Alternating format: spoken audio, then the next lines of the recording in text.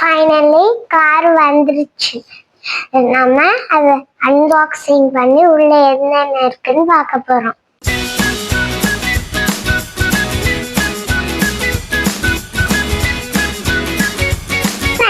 Car எது?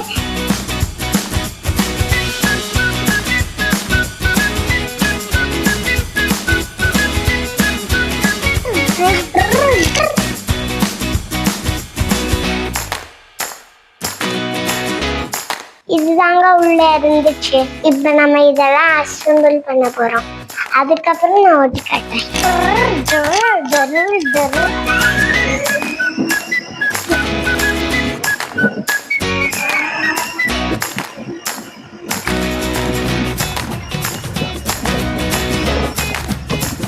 இந்த video பிடிச்சிருந்துச்சுன்னா லைக் பண்ணுங்க, ஷேர் பண்ணுங்க.